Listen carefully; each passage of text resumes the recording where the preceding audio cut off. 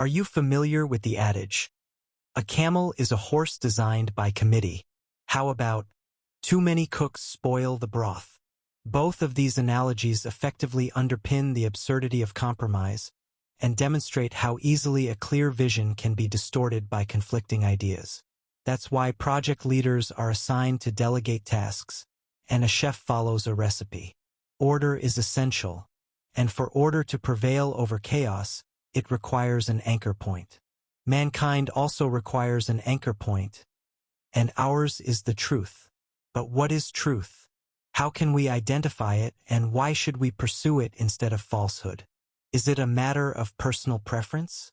Is it decided by committee? Or is it determined by consensus belief, adapting to the ebb and flow of sociopolitical change?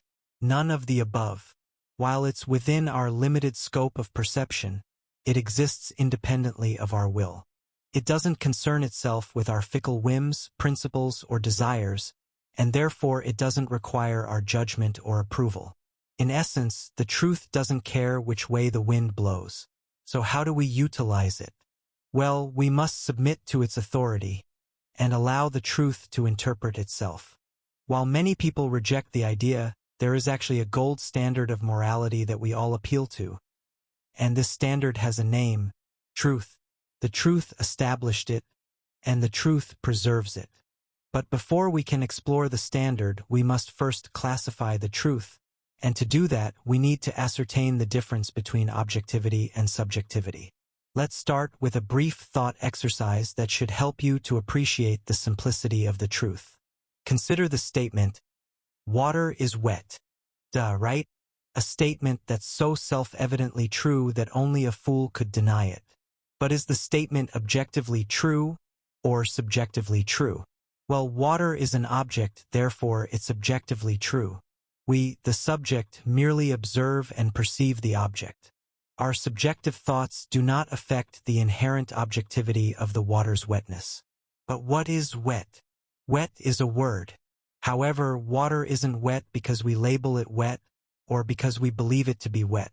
Water is wet because our senses verify that it's wet. Reality is a sensory experience. Hence the phrase, "Actions speak louder than words." Language merely equips us with the ability to communicate what we perceive with our senses. But since words, for better or for worse, have the power to influence the perceptions that shape our worldview, it benefits us to submit to a higher authority than ourselves. An authority that is impervious to deception. The truth, the existence of falsehood, and our belief in it only highlights the necessity of the truth's authority. In other words, since our perceptions can betray us, we can't in good conscience act as our own authority. How can we be the arbiters of truth if we're susceptible to falsehood? It defies all logic. I reiterate, we need an anchor point. For instance, if one were to say, "Water is not wet," not only would that be untrue, but it would also be irrelevant, since the claim wouldn't align with reality. But since we have the freedom to make our own decisions and mistakes, there's nothing preventing anybody from agreeing with that statement and treating it as the gospel truth. Do you see the slippery slope?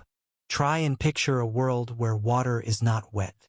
A fruitless task, because even if you altered the water's chemical makeup to the point where it no longer resembled water, whatever took its place would still be a tangible object with its own sensory experience. The object wouldn't cease to exist, so consequently neither would its inherent objectivity. The only thing that would change is our perception of the object. Perceptions change, but the truth always stays the same.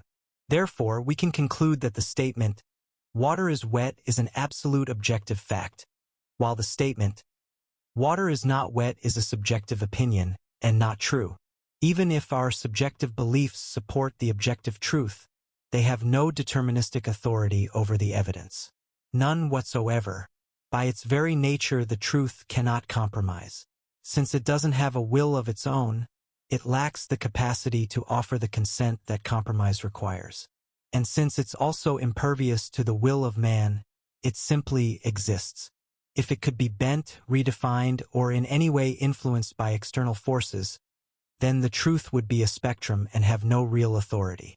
There wouldn't be any tangible point where the truth ended and falsehood began. People would have the freedom to arbitrarily decide what was true and untrue based on their personal whims and render the concept of an absolute truth moot. Life would be a free-for-all. Luckily, though, that isn't what we observe. Clearly, a line exists, and not only does it exist, but it's also measurable. We're all receptive to it in some capacity. Common sense and common courtesy may not be as commonplace as one would like, but everybody is expected to understand the concepts, even if they don't. Why is this? Why are certain actions considered more morally acceptable than others? What exactly are we measuring these actions against? Objectivity. We don't willingly invite thieves into our homes for the same reason we don't murder people. By default, most well-adjusted people recognize that everybody is entitled to keep their lives and property.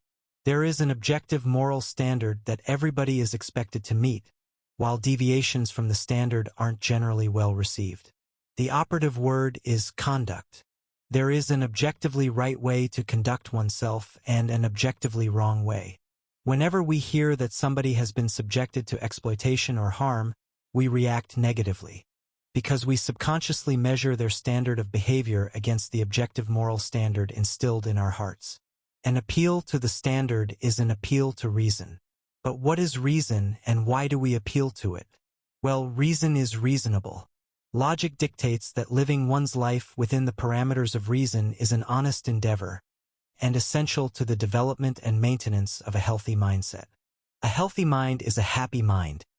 But when that happiness is disturbed, functionality and productivity decrease.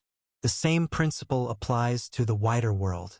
A healthy society is a happy society, but disturb the established order of that society, and things quickly fall apart.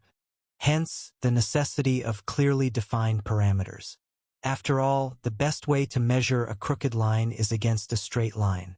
In closing, for anything to be fully true, we must be able to do 4 things with it: verify it, validate it, assimilate it, and corroborate it. With regards to water, we can verify the claim, water is wet, with a simple touch test. Once that's verified, we have ourselves a bona fide valid claim. We can then assimilate this knowledge. In other words, we can understand it and apply it. The truth must always be comprehensible and have a practical application. And once somebody else has also proven the claim through experimentation, they can then corroborate your findings with their own. No claim should be considered fully true unless each criterion is fulfilled, and all reasonable doubts have been eliminated. Only by setting aside our preconceptions are we able to then insulate ourselves against the poisonous influence of false claims. Learn how to filter information sensibly and realistically while avoiding theoretical considerations, and lies quickly lose their potency. Neutrality is the key.